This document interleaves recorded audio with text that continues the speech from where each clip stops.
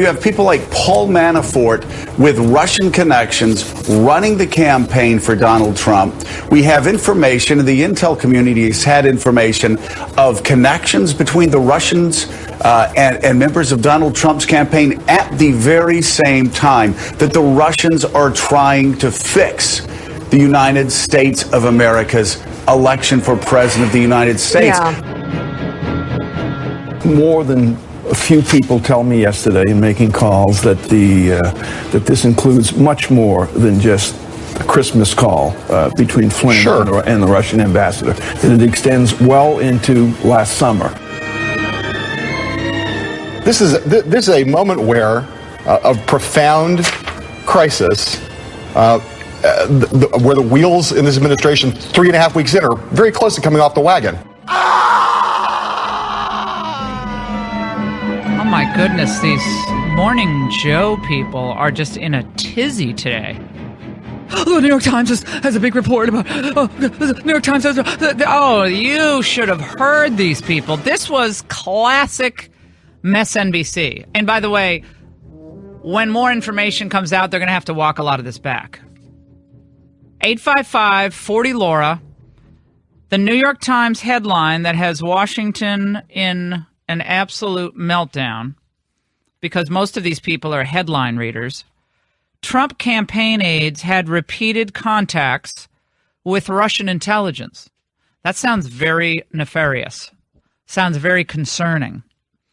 And John Heilman at the end, the wheels are coming, they're going to come off. They're coming close to coming off. This is after, of course, the Mike Flynn resignation on Monday, which was really a request for a resignation by the White House. This is also after we learned that for some reason that eludes me and eludes most people, the Trump folks decided not to tell the Vice President of the United States that General Flynn had indeed in some way discussed sanctions with Russia, which in and of itself, who cares?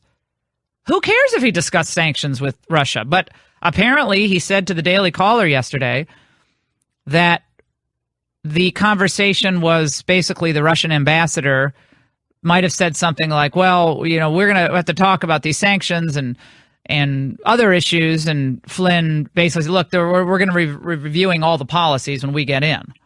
So, you know, I'm sure he's like blowing it off. This was after Barack Obama put in those late December additional sanctions against Russia, which included kicking a bunch of Russians out of the United States that they probably thought were involved in Russian intel. Now, we're going to dig deep into this story. We're going to talk to Eli Lake, who is a writer on national security affairs, who had a very interesting piece called The Political Assassination of Michael Flynn. I mentioned it on Special Report last night. And later on, we're going to talk to Dan Patrick, Lieutenant Governor of Texas.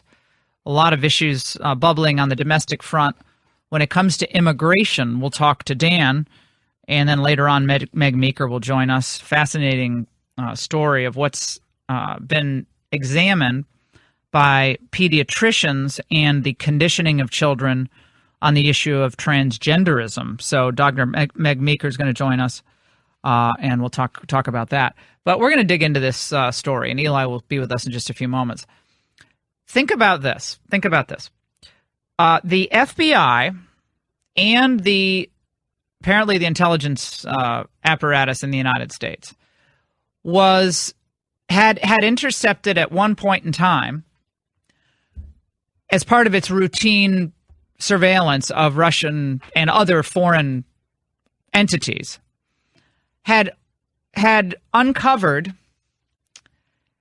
in conversations among Trump associates. We don't know who they are, except one of them, it looks like, is Paul Manafort. Other people mentioned in this piece are Roger Stone and Carter Page. Again, this part of it I don't see as confirmed.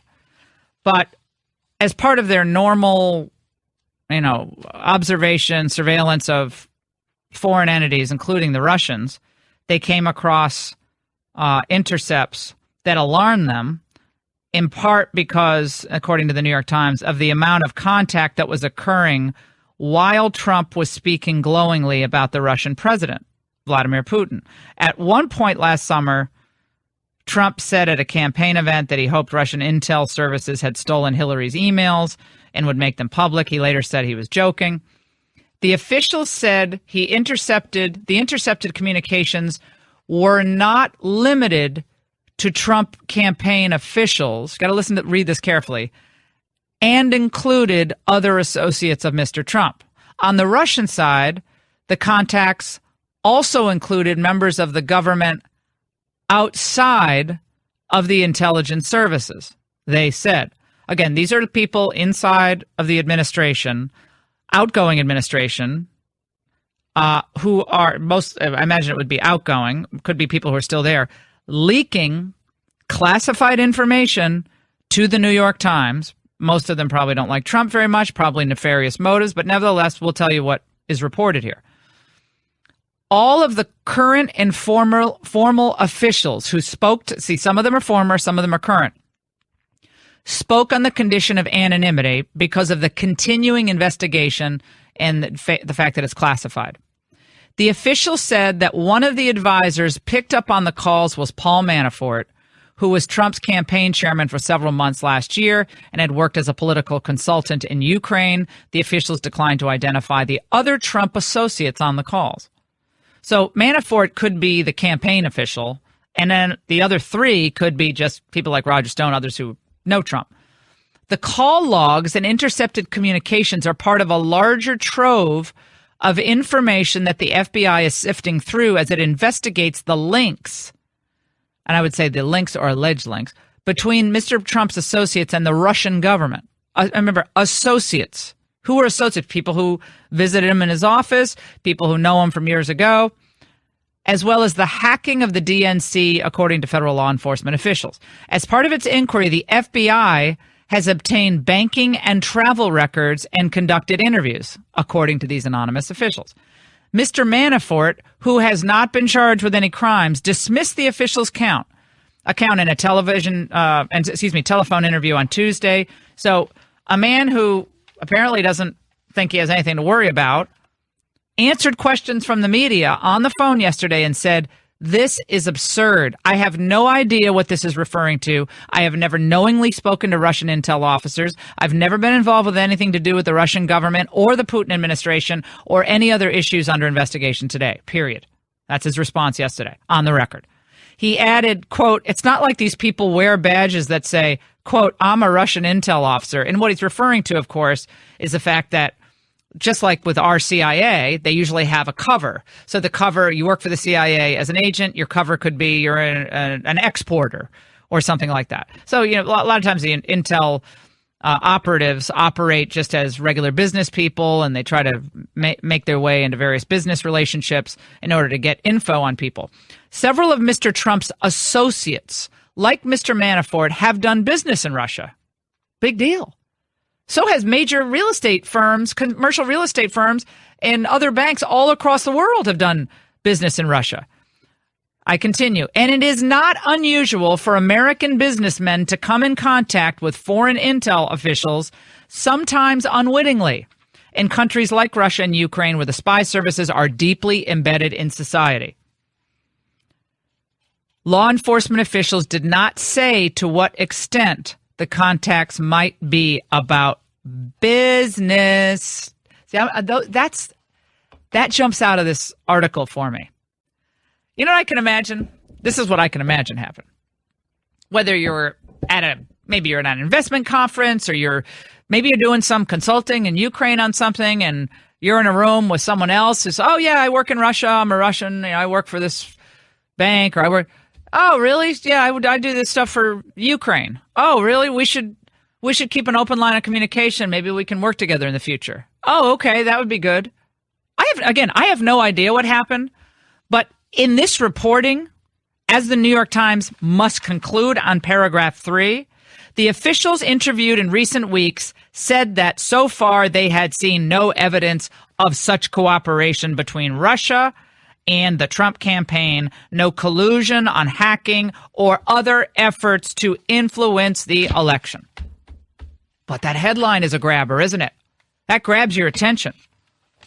The officials would not disclose many details to the New York Times, including what was discussed on the calls. Business. The identity of the Russian intelligence officials who participated, and how many of Mr. Trump's advisors were talking to the Russians. It is also unclear whether the conversations had anything to do. This is the thing that should be highlighted here. If I'm bold-facing for the Laura Ingraham show, I'm bold-facing this line. It is also unclear whether the conversations had anything to do with Mr. Trump himself. Do you see how ridiculous this becomes the more you read this? But to listen to these people on MSNBC, this is Watergate times 10. No, this is Watergate times infinity. The intercepted calls are different from the wiretap conversations last year between Flynn, Mr. Trump's former national security advisor, and Sergei Kislyak, Russia's ambassador to the United States. In those calls, which led to Mr. Flynn's resignation, the two men discussed sanctions that the Obama administration imposed on Russia in December. Remember, when they say discussed, what it looks like it should say is mentioned. To this moment, I do not believe that Mike Flynn was on a call with Sergei Kislyak, or whatever his name is, Kislyak, and said, hey, we're going to lift sanctions. When Trump gets in, we really like you guys, so we're going to get in there. We're going to lift all these sanctions because we've said things about you that aren't terribly antagonistic, and you've said some things about him. So let us get in there, and then we're going to lift all the sanctions. I just don't believe that happened. I don't believe that happened.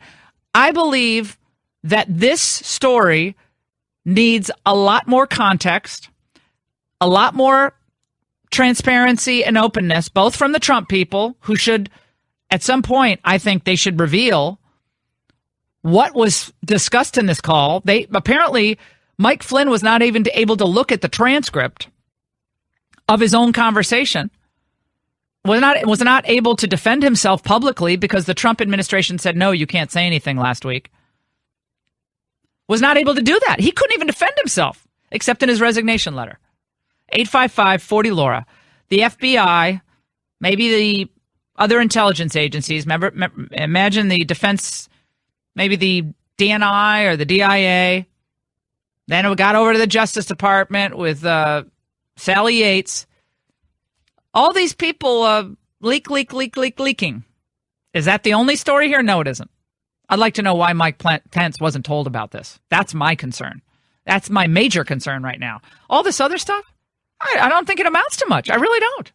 Nothing I see in here makes me think, oh, Trump was colluding with the Russians. I just don't see it. Maybe we'll learn more, but before people are going to go to the highest level of the DEFCON meter, I think they should take a breath and actually carefully read the facts of what we know today and what we do not know. 855-40-LAURA. Eli Lake is going to join us in just a moment. We're going to have him on for 2 segments, and also Dan Patrick's going to join us, Lieutenant Governor of Texas. Don't go away. He's the bad businessman, does his business while they can.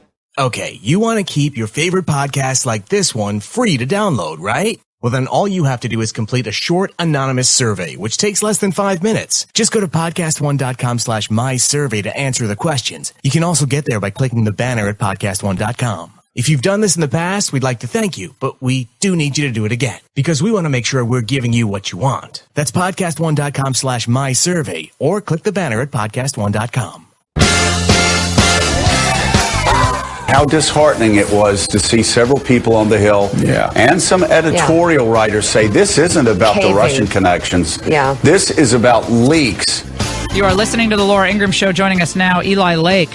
His piece, which I cited on Special Report last night, The Political Assassination of Michael Flynn, and he joins us now. Eli, it's great to talk to you. We're going to get you to react to the news overnight in the New York Times. But your point in this piece is not that the Trump team, got everything right, but that the conclusion from all these people on television is that Michael Flynn lied. You say that might not be even the case. Why? Well, how can we judge exactly what happened if we haven't seen these transcripts. And I just would warn, first of all, these are selectively being described, these monitored phone calls. I have heard that you could read it different ways. And by the way, the New York Times and the Washington Post also reported that in their stories.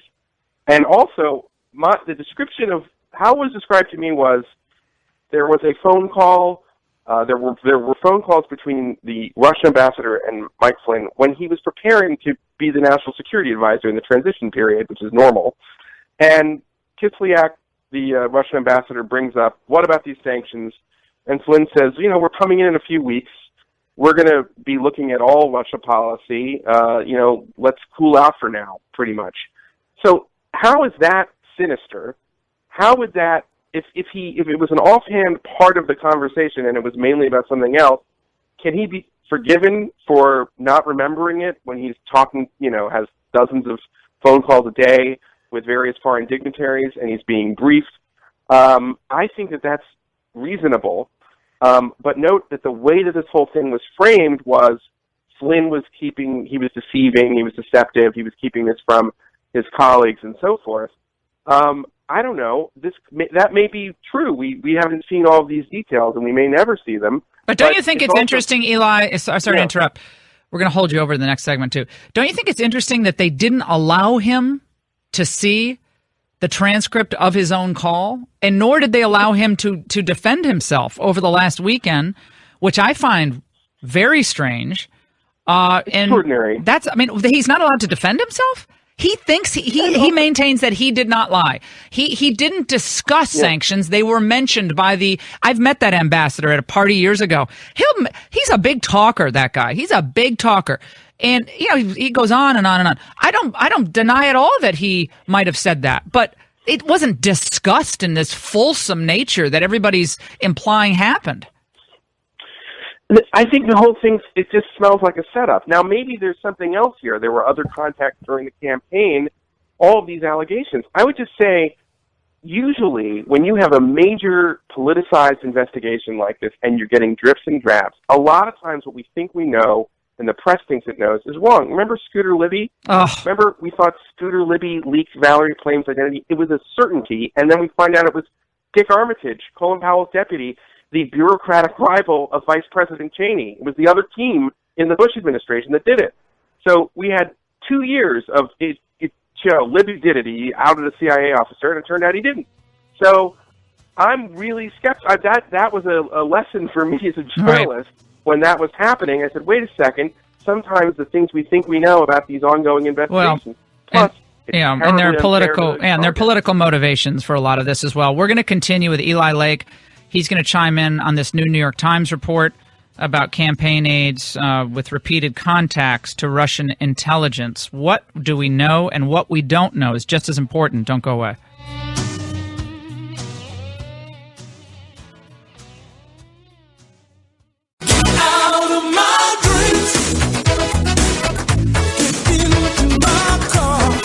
Wasn't it easier back in the 80s? Doesn't this song bring you back? Things were simpler then. We just had the Soviet Union and the United States and the Cold War. Now we have Putin and the New York Times, Donald Trump. Oh, my goodness. In just a moment, we're going to talk to Dan Patrick, Lieutenant Governor of the great state of Texas. We'll close it out with Eli Lake. Remember the extended vehicle service protection from Car Shield. So speaking of cars, your car goes out of warranty and then you blow your transmission, forget about it. You're out like $3,000 to $4,000. It's a nightmare. So Car Shield's great. They've processed now over $2 billion in claims. And they have a great system because you're not out of pocket. You get your mechanic, ASE certified mechanic or dealer. And Car Shield, once you're a member, they pay them directly. And you also get 24/7 roadside in a rental car where yours is in the shop. So that's all cool. If your car is between 3 and 12 years old, you could become a member of Car Shield like I am. My SUV is, I think, 2009 now, so I'm out of warranty, but I'm a member of Car Shield. Just call them at Car Shield at 800-465-7040. That's 800-465-7040 or carshield.com. Use that promo code Laura and you'll save 10%. Again, carshield.com, promo code Laura.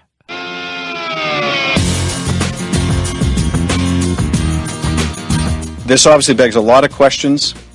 about whether those conversations between Flynn and the Russian ambassador were sanctioned by the president himself or others in the administration, whether they were knowing of those conversations, and why those who were knowing did nothing to correct the record. All of this merits investigation. This is a cover-up without a crime. There is nothing wrong with an incoming national security advisor talking with the Russians, talking about sanctions with the Russians. It's not illegal. It's not improper. Oh my gosh. Now the national security advisor, incoming, cannot speak to his foreign counterparts. Can't do it. Can't speak. Can't have a conversation. And that's that, I believe that's Senator Chris Murphy from Connecticut, who, of course, the Democrats want to take advantage of this. The never-Trumpers want to take advantage of this. We've got to have an investigation. And meanwhile, Eli Lake is asking some great questions about this New York Times report about the Trump campaign aides had repeated contacts with Russian intel. And Eli, you're kind enough to hold over with us because you're very concerned about the atmosphere of political assassination. That it seems like that's what we're in Washington right now. I mean, it's always like this, you know, death by 1,000 leaks.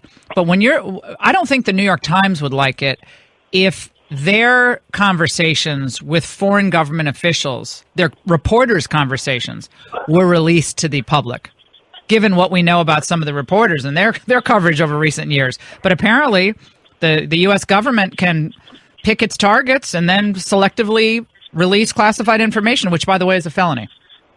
Well, I can tell you, New York Times, also some of my own communications with Hillary Clinton and State Department employees were released as part of WikiLeaks. You know, the various WikiLeaks and also the State Department's own kind of email dump. So I didn't like that. Right, but it's not the U.S. government doing it. That was a Right, foreign not entity US government. dropping on it. When we become a mini police state where the government can be used against and until charged with something, innocent people to selectively release classified information, I think we have a lot of problems on our hands. And it looks like these are a lot of outgoing Obama administration officials. And Rush said this yesterday. Drudge was reporting it. Like, what did Obama know and when did he know it? Well, right, and it's also it's extraordinary in the sense that, as I pointed out, monitored communications like the Flynn ambassador phone call is almost never discussed with reporters. That's the most sensitive stuff, and there's a reason for that because the government can do a lot of phone tapping, they can do a lot of eavesdropping, and we trust them to do that. But part of that trust is that they don't use that information to leak it selectively to influence our politics. I can't think of a more political act than leaking these, you know, the evidence of these phone calls and contradicting them and everything like that, forcing the resignation of, you know, a president's national security advisor less than a month into his presidency. That's extraordinary. Never happened before. Where do you think this ends up? Your best guess right now. I'm going to be blunt here, and I mean, I was not a pro-Trump columnist by any stretch, but I think that he may have just sowed the seeds of the Trump administration's demise because they just got Flynn, and that is, you know, the blood is in the water, and, you know, who's next? Because it's not going to end with just Flynn, and it's not going to just be limited, you know, to Manafort and Page and Stone, who are the subject of the New York Times story. And I should say, please, the FBI should investigate this professionally. When they have a case, they should bring it before a judge, and they should prosecute. That's how it's supposed to work. You're not supposed to try people in the press like this. When it happened in the 1950s, we called it McCarthyism. When J. Edgar Hoover did it, liberals were correctly outraged by the power of the permanent state to influence and at times blackmail elected politicians. So what do we, you know, we shouldn't be going down that road. Ironic that this is happening at a time from the opponents of someone that the left is basically, you know, kind of creeping in. But they want to impeach Trump. They want to impeach Trump. I mean, let's face it. Well, I mean, they want to impeach Trump. This is what they've always wanted.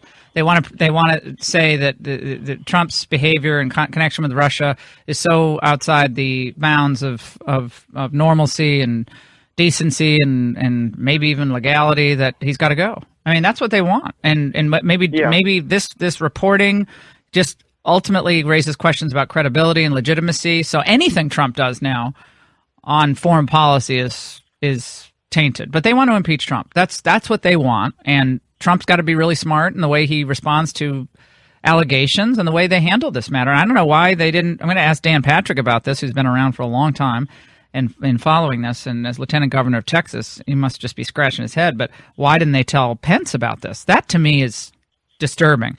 Eli, before we let you go, 15 seconds. Why do you think they didn't tell Pence?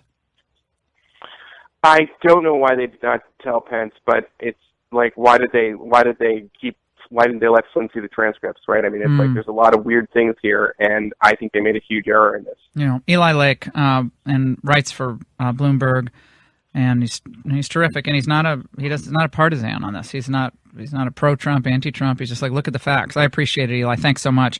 Joining us now in studio, Lieutenant Governor Dan Patrick, 42nd Lieutenant Governor of Texas, a longtime friend of mine personally, and he was former Texas chairman for Trump, the presidential campaign. He's going to talk about border enforcement, what's happening in the state of Texas, sanctuary cities, and the like. And before we get into that, Dan, just welcome to my studio. You haven't been here. I love this new studio. I was at the other studio last year, I guess it was, when we were talking if Cruz and Trump would come together. Remember that discussion? I always wanted them to come together, and they didn't listen to me, and even at the convention. Well, you know, I was with Cruz at that point. I was his chair in Texas, then joined the Trump campaign. And, you know, here's a president who is, I think, working to get his footing, surrounded by a lot of people working to get their footing under tremendous pressure, right? Not only by his opponents, but his supporters to act quickly.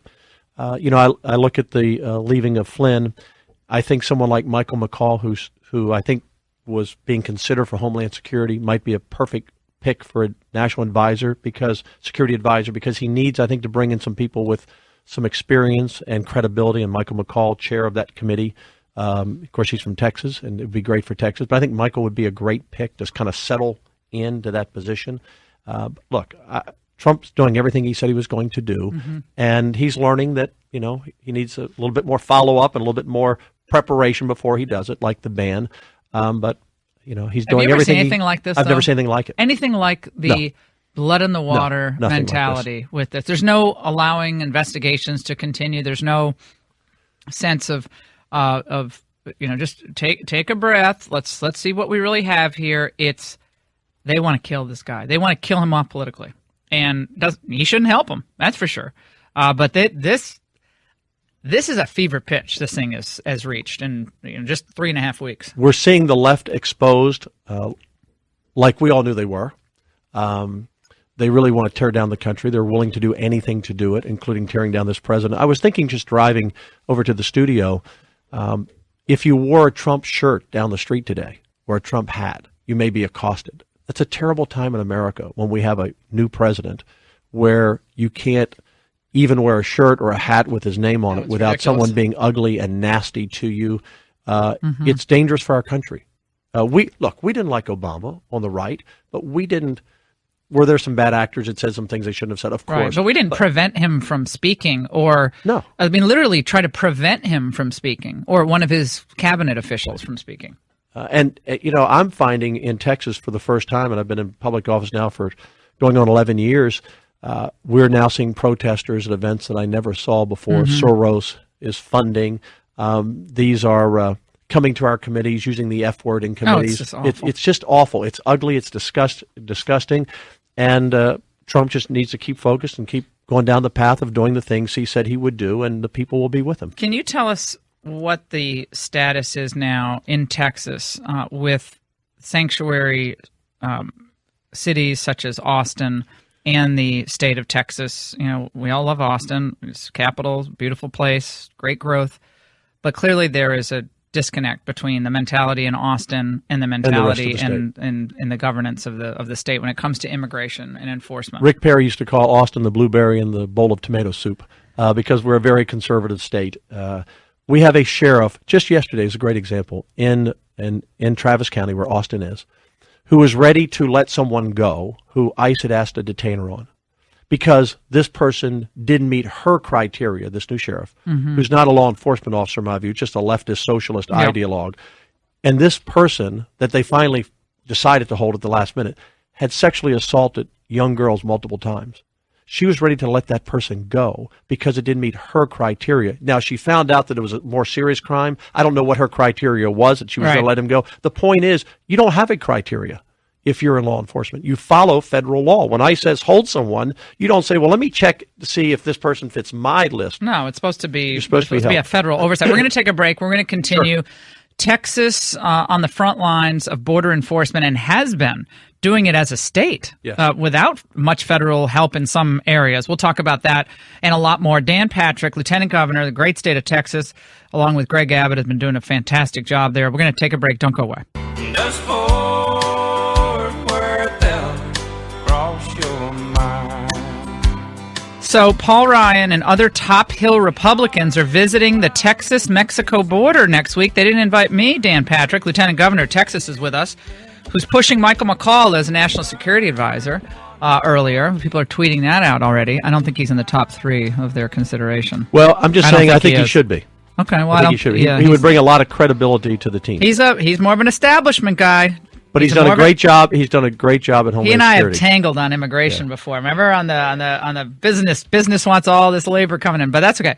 I think he's an interesting choice. Let's talk about specifically what you guys are doing on sanctuary policies. We talked about Austin, but what teeth can you put in your sanctuary city bill that's now working its way through the legislature? We just began session in January. Yep. We've already fast-tracked Senate Bill 4, Yep. which is our sanctuary city bill that says if you do not follow federal law, we will take state funding away, you will be subject to civil lawsuits and criminal penalties.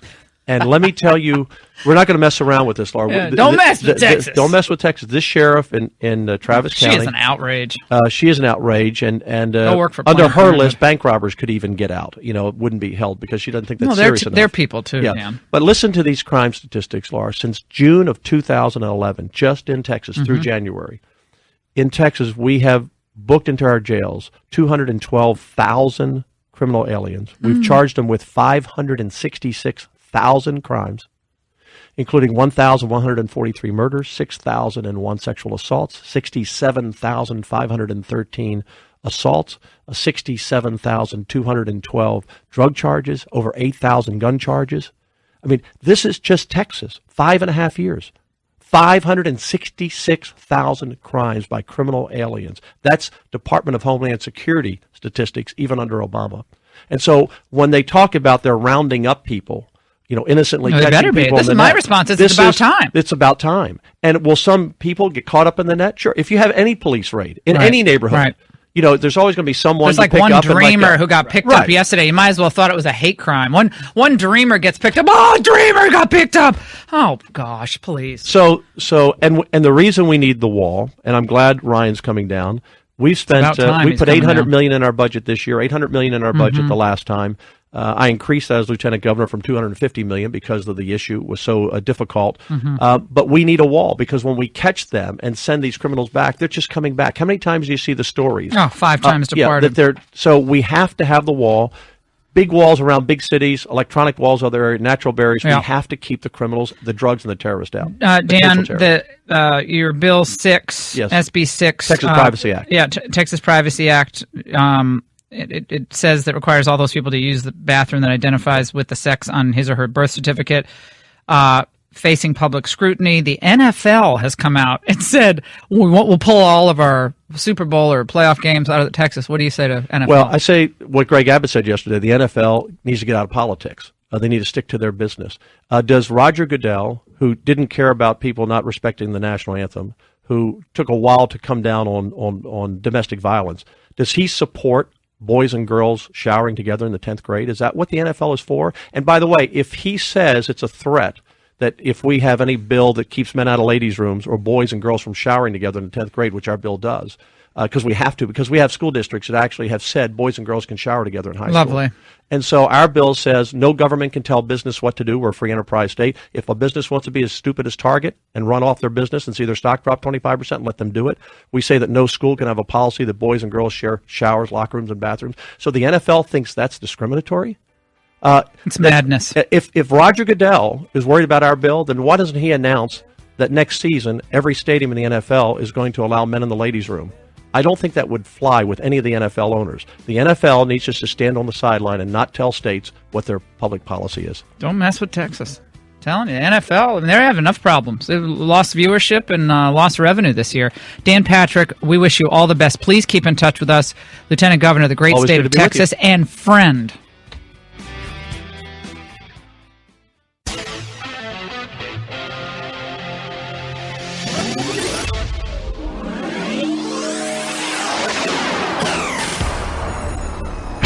Your healthy radio addiction starts now. Power to the people! The Laura Ingraham Show.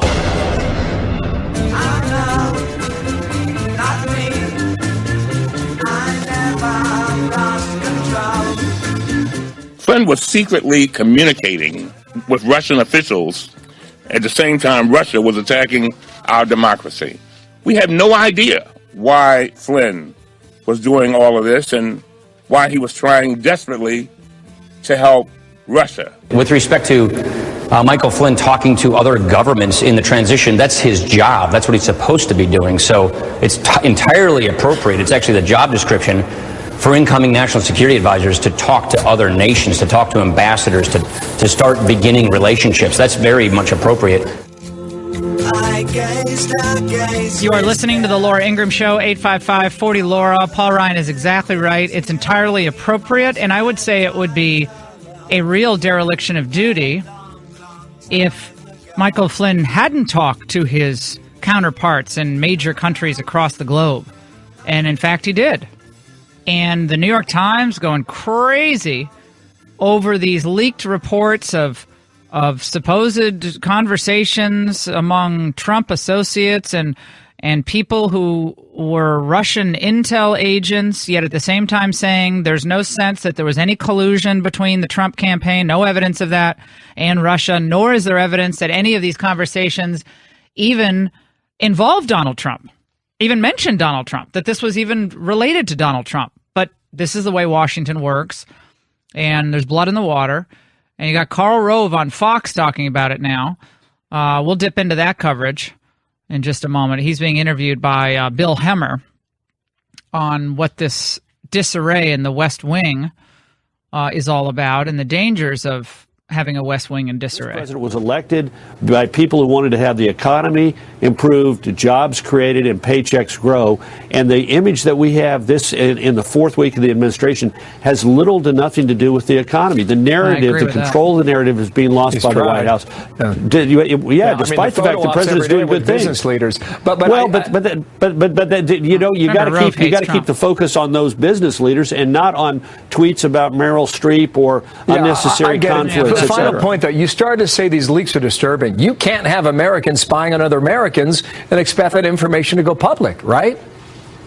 No, and I mean, and I think Senator Burr, the chairman of the Senate Intelligence Committee, whom you just had some footage of, was absolutely right.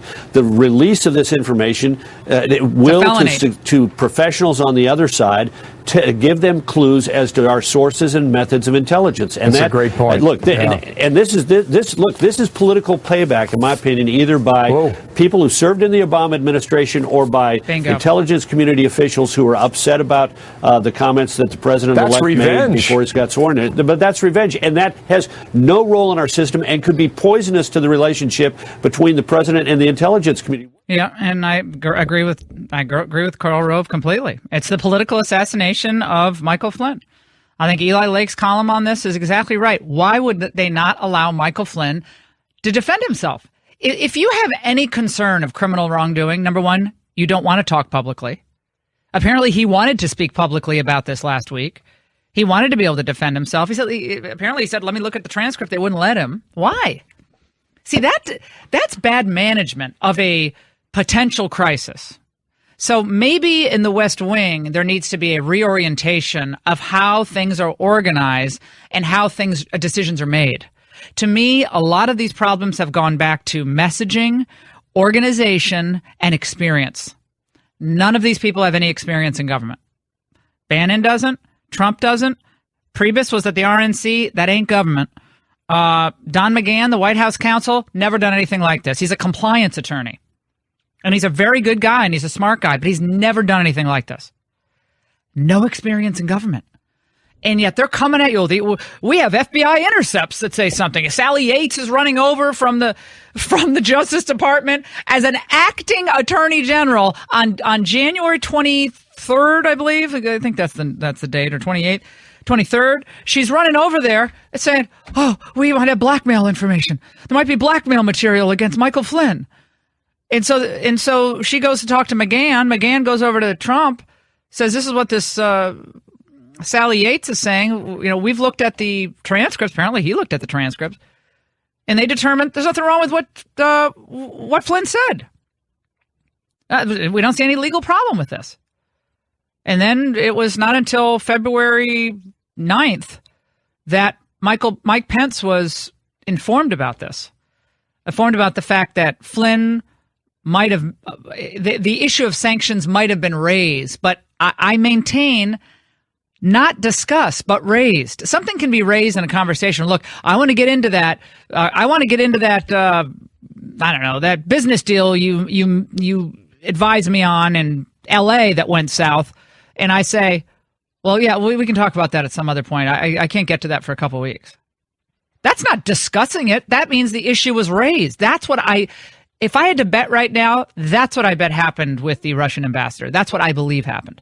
I have, again, no inside information, but knowing Flynn, he's not an idiot. He would not want to go out and defend himself if he wasn't completely confident that he did not start bargaining away issues on sanctions, which technically would be a violation of the Logan Act, although even on that score, it's never been used to prosecute anybody. So I think you can say on multiple levels, Flynn did nothing wrong, except maybe he forgot to, and he said it was inadvertent. I'm taking him at his word till we know something different. That it was mentioned, but it wasn't discussed. He probably should have said, remembered in the 50 phone calls he had that the Russian ambassador mentioned, we got to talk. We must talk about many things, including the sanctions issue. So that's where things are going. What did General Flynn say to the Russian ambassador about lifting sanctions? Did he say anything at all, or is this just being spun by the media? Oh, so I think Congress needs to be informed of what actually General Flynn said to the Russian ambassador about lifting sanctions. And I want to know, did General Flynn do this by himself, or was directed by somebody to do it? Okay, so of course Lindsey Graham wants to pile on Trump. I mean, you should just go down the list of never Trumpers and get their comments on what they're saying now with the information they have on the New York Times. That's what they should do. They just go through the list. What is Jeff Flake saying today? What is Lindsey Graham? What is John McCain saying? Who else is on the list of the never Trumpers? And that Adam Kinzinger. He's another one who didn't like Trump. He's a big neoconservative. He hates Trump. He's another one. Oh, these are disturbing issues, disturbing questions. So, and John McCain, he did speak out at some point yesterday, didn't he?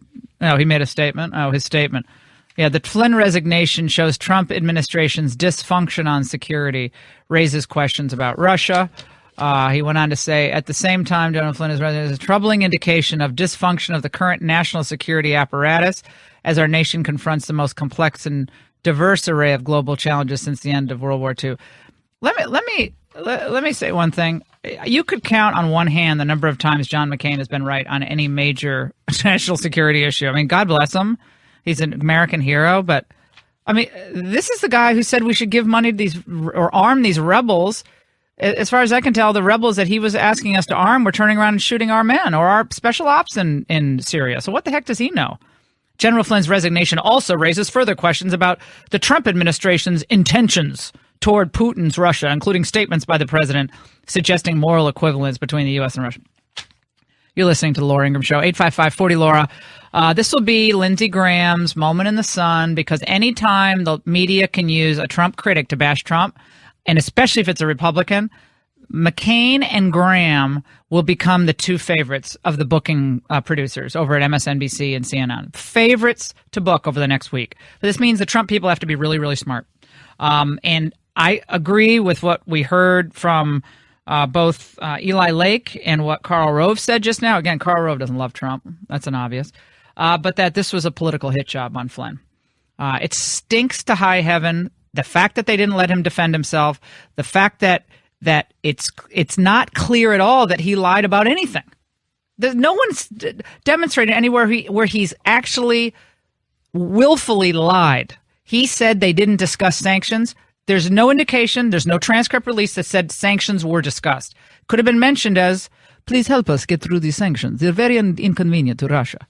And then he says, okay, well, we'll talk about this later. We're going to be in 2 weeks. We have a new review of all this. I hope you help us on this. This is not good for Mother Russia. I mean, that could have happened. That's not discussing sanctions. That's putting it off for another day. 855-40-LAURA. We'll get to this. Your calls. The folks at MSNBC basically call this Watergate times infinity. And New York Times has to admit in its reporting that no clue that there was ever any conversations about Trump with these associates, interactions with Russian officials, and also no indication at all in the intercepts or in the monitoring that there was any collusion between Trump's associates, whoever those are, and the Russian government. But it sounds good to put it in a headline, doesn't it? We'll take a break. 855-40-LAURA. Get to all your calls. A lot more coming up. Well, just let your love flow like a mountain stream and let your love grow. Ladies and gentlemen, we are in a fight for the soul of our democracy. The question is whether we will clearly understand that this is our watch. The tweet of General Flynn today was scapegoat. So the inference to be drawn from his statement is that other people have blame that should be shared in all of this. My Democrat colleagues have amnesia. I will say this, they are very well rested because for 8 years they didn't lift a finger to do oversight. So all that energy you saw today at their press conference, that's because they went on an 8-year-long vacation from doing oversight over the executive branch. Trey Gowdy, one of the best of the best, reacting to all the hysteria. Let's go to Pam on line 3. Pammy. Go ahead, Pam. Hello? Hey, Pam, go ahead. Hi. I was just telling your caller that I am so sick of this fighting and just a continuation of the same garbage there in D.C. and the fighting and talking about everything except what they should be talking about, jobs and the economy and everything. It's just such a turnoff. I can't even hardly watch the news anymore. No, I completely agree. It's on every station. Other friends of mine are doing the same thing.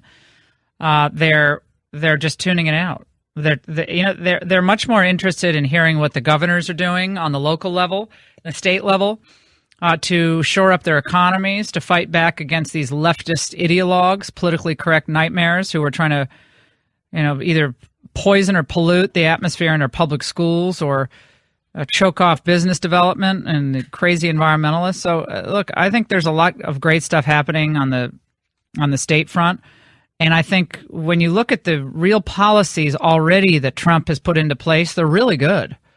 But I think Karl Rove's point is a good one, and I've said this, it's not like he's saying anything new, that you must hold your narrative. You must hold on to your narrative. Don't let your narrative slip through your fingers and let the other people define who you are. Yeah, that's why your communications team is so important. Yeah, language must be used carefully. There can be no series of verbal slip-ups or mistakes or inadvertent untruths said to the public. You can't have that. Everyone makes mistakes, but it can't be a series of missteps where one person is saying one thing, then the other person goes out an hour later and it's a 180-degree difference. You can't do that. You have to lock down your messaging operation. I mean, when I say lock down, I don't mean it in a nefarious way. I mean you have to have a consistency of message that reflects the reality of what the policy is. And things will be better. But it can't be this shoot from the hip. One person walks into the Oval and comes out saying something. Another person gets a briefing with another aide and comes out and says something else. You know what I would do? I'd take a moratorium on television for a while. I would not go on TV through the weekend. I'd reset to Monday. That's what I would do. No interviews until Monday. You can do some print interviews if you want, but I would stop the television interviews. Bob Corker chiming in on this Russia, Trump, Flynn issue. Let's listen. Most of that and do it well. President Trump tweeted today, quote, "The real story here is why are there so many illegal leaks coming out of Washington? Will these leaks be happening as I deal on North Korea, etc.?" Do you agree? I'm stunned at the number of leaks that are coming out of the White House. And, of course, that's something they can deal with internally. But, yeah, it's been amazing to me that in 8 years during the Obama administration, I mean, it was a tight ship. Very few leaks came out. And yet during the first few weeks here, it seems like every day there's some new leak. So this is where we wonder whether we live in a police state or we live in the United States, where the surveillance apparatus, working in concert with investigators at the FBI and political hacks that used to work for Obama, hang on to power as long as they can, and in the process, in the meantime, they selectively leak dribs and drabs of information that is incomplete to the New York Times, which they know will frame it in the worst possible way for Trump. They know the New York Times will be compliant in doing that. And that's exactly what the New York Times did. Unbelievable turmoil. Trump's first month leaves Washington reeling. Michael Shear's piece today. John McCain, Republican of Arizona, railed against the administration, decrying the dysfunction. Then there's a paragraph that goes like this. The president angrily provoked the cancellation of a summit meeting with the Mexican president, hung up on the Australia's prime minister, authorized a commando raid that resulted in the death of the Navy SEAL, repeatedly lied about the existence of millions of fraud votes, da-da-da-da-da. His words and actions have generated almost daily protests around the country. Some of these pieces read more like a column than a real reporting. Still, half of the president's cabinet has yet to be confirmed. And several other key White House aides have become lightning rods for daily mockery by late-night comedians. Well, that's because the late-night comedians are liberal. They had plenty of material with Obama and his czars and Pelosi and her big gavel when she was House Speaker. There are plenty of material that I did on my show daily with Obama. Obama's 59 states comment, Joe Biden telling a disabled man to stand up. I mean, there are all sorts of things that were funny that they didn't mock because they agreed with Obama. Well, now they hate Trump. They hate Trump's agenda. They hate populism. They hate economic nationalism. And so every moment of every show will be geared toward caricaturing the Trump administration as incompetent, dysfunctional, filled with a bunch of people who just want to be on TV, et cetera, et cetera, et cetera. This is what they'll do. I know it. Many of you know it. Let's let's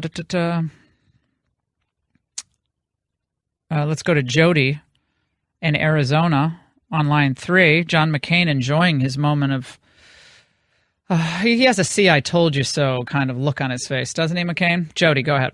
Oh, yes, Laura. I'm like your previous caller. I'm so sick of it. I'm don't even want to watch even Fox News anymore because I'm just so tired of it. But the one thing that I think we out here can do, and I call my senators and my congressmen every week, and I say, do your job. Get going.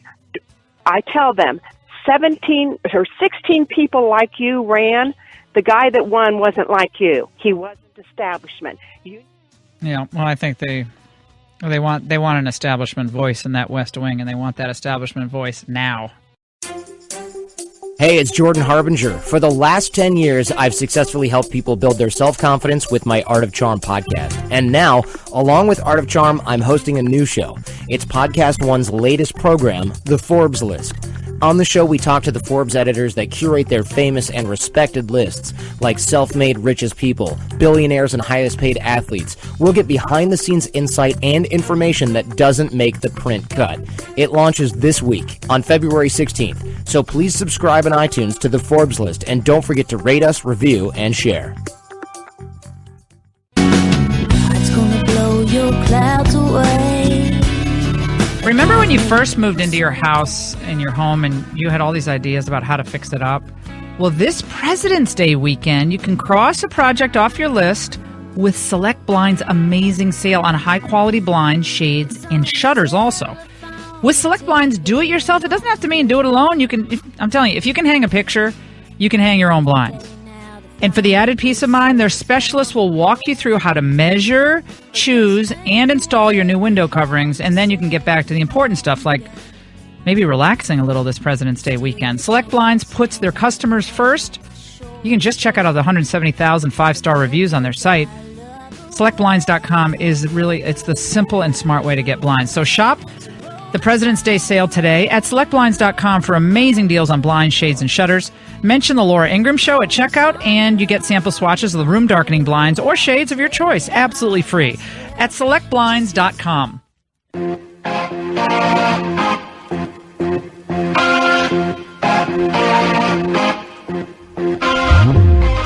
Republicans and editorial writers cannot be so stupid as to pretend that they just picked on poor Michael Flynn out of nowhere. No. Michael Flynn, a man who visited Russia, had dinner with Putin, was believed to have received payments from Russia.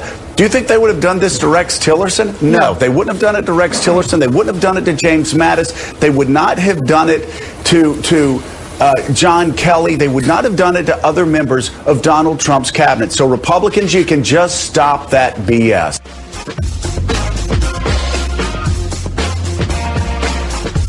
Joe Scarborough hyperventilating today, as he is wont to do on Morning Joe.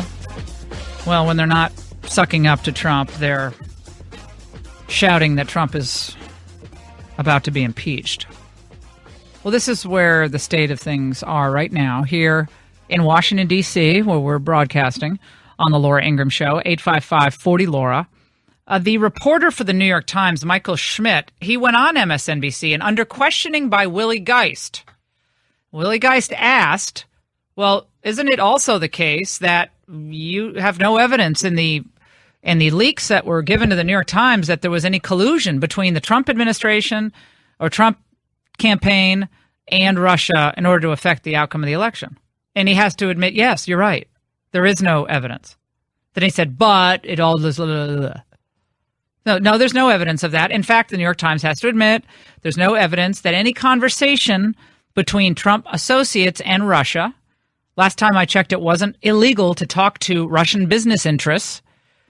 None of that is indicated to even have any relation to Trump.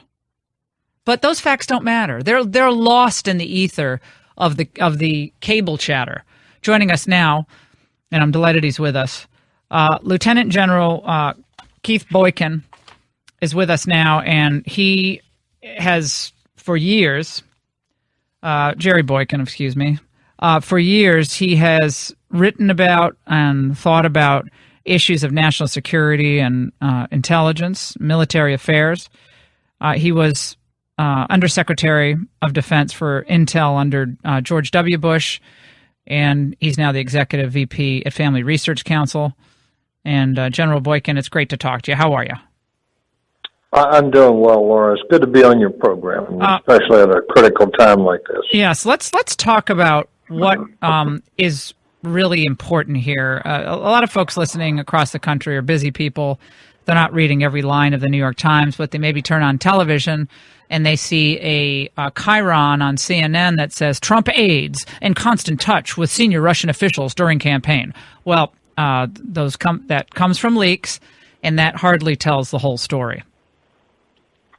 Well, I think it's simply not true. It is just simply not true. If they want to go down the trail of some collusion between the Trump campaign and the Russians to interfere in the election and all that, prove it.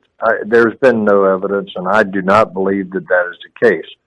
it is very clear that Mike Flynn has visited Russia. He's had interest in Russia, but that is a common thing when you have an election. People divest from their holdings that would be a conflict of interest, and the fact that he called between the election and the inauguration that Flynn called the ambassador here, and even talked about sanctions. I'm just not sure, Laura, what the big deal is there.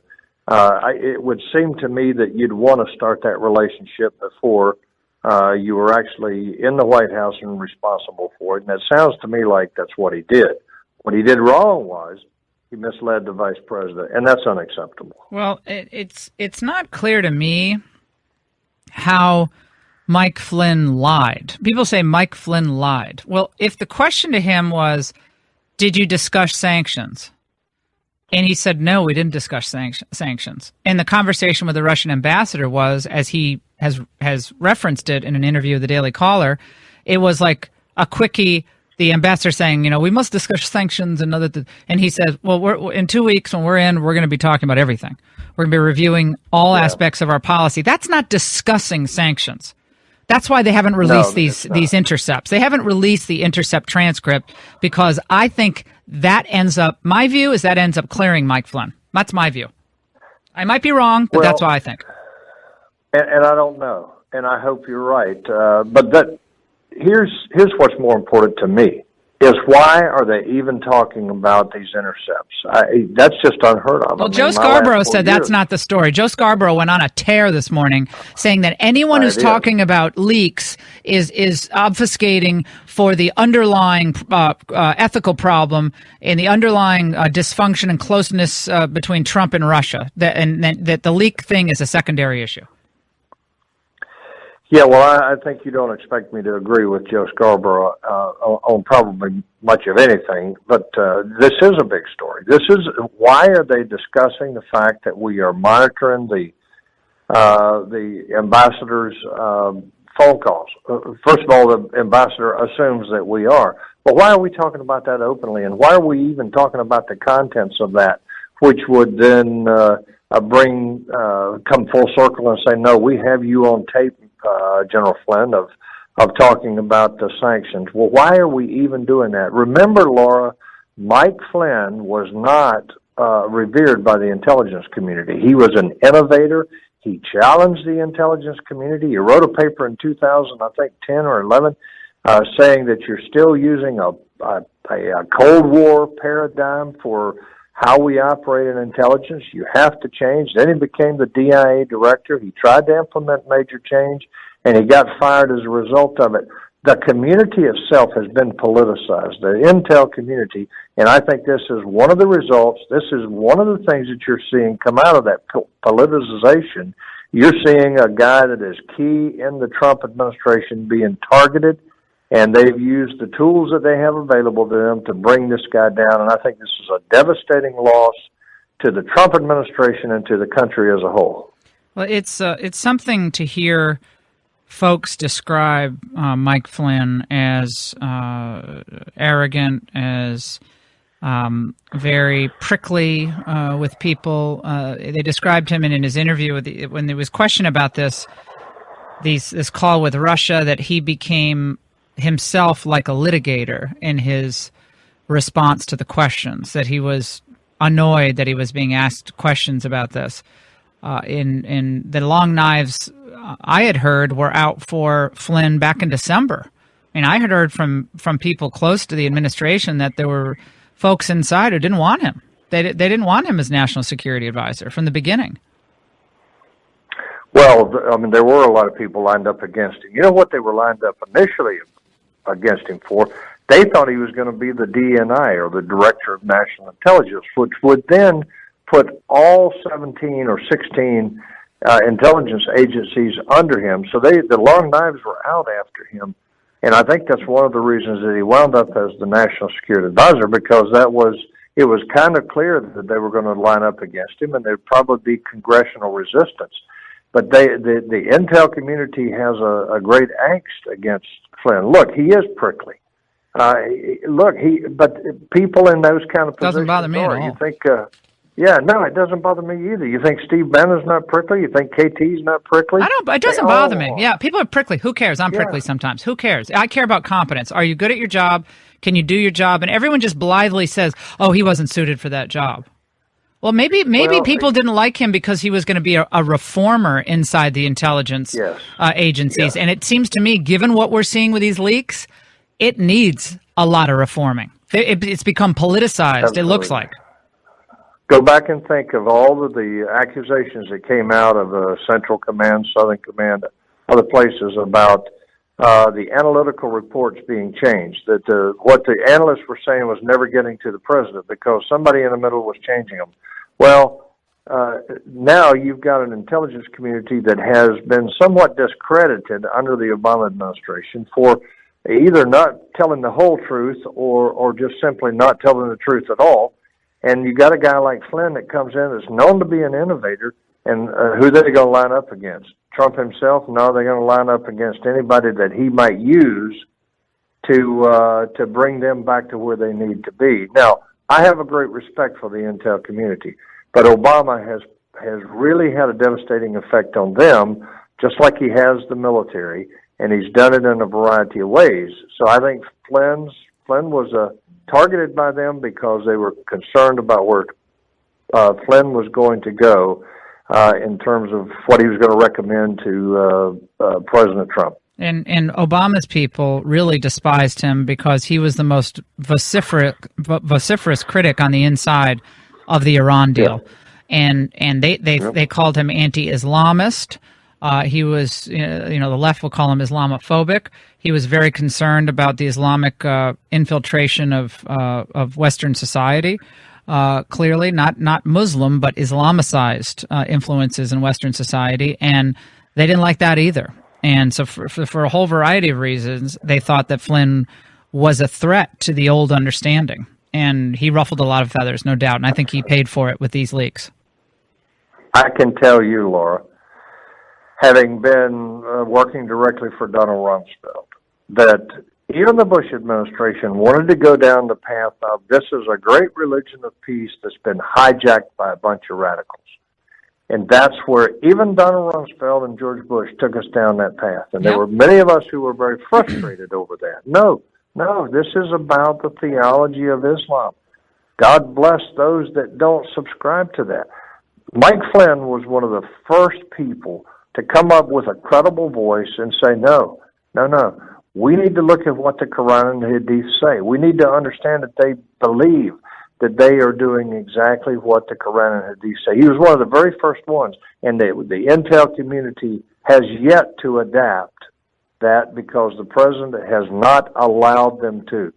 So Mike Flynn is going to force them to do something that they have been reluctant to do, and that the presidents of the United States, the last two, have really not allowed them to do. And that was another reason that Mike Flynn was on the outside looking in. What do you know about Robert Harward, who is the retired admiral who is at least one of the top choices to replace the Flynn at National Security? I know Bob, and I've known Bob for a number of years, just like I know Keith Kellogg. In fact, probably I've known Keith Kellogg for 35 years. And they're both good people, very good people. Harwood, I think, has been reported, actually, grew up in Iran for the most part and speaks Farsi. In fact, one time we were talking, and I think he told me he hitchhiked from Iran to Turkey when he was a teenager. So he's been around that part of the world. But more importantly, he's a Navy SEAL that's got a credible track record of combat, and he's also been the deputy commander of the Central Command under Mad Dog Mattis. So they would have a close relationship, and I think that that would be good because I've seen it where the National Security Advisor and the Secretary of Defense are at odds, and that's not healthy for the president. He's at Lockheed Martin. He's one of the top executives at a major defense contractor living in the UAE, I guess, much of the time. I heard, by the way, last night from someone who should know that Mattis is a Democrat. Is that accurate? Do you know anything about that? I have no idea whether Mattis is a Democrat. I found that interesting. I don't. Yeah. Well, Flynn's a Democrat. No, I didn't even know that. I don't think Flynn's a Democrat. Yeah, Flynn's a Democrat. Flynn's a lifelong Democrat. Conservative Democrat, no doubt. But yes, that's correct. And as we close out this segment, General, there was another general that they quoted today, and forgive me for not remembering who it is. Who again they were talking about on cable news. Who is? I don't know if he's in the Southern Command. Again, forgive me for not remembering his name. Who was on the record saying that we're fighting, we're still fighting a war. And there's a concern about stability in Washington for the military. And so there's one military official on the record as, expressing some concern over the tumult that's siphoned off this Flynn story.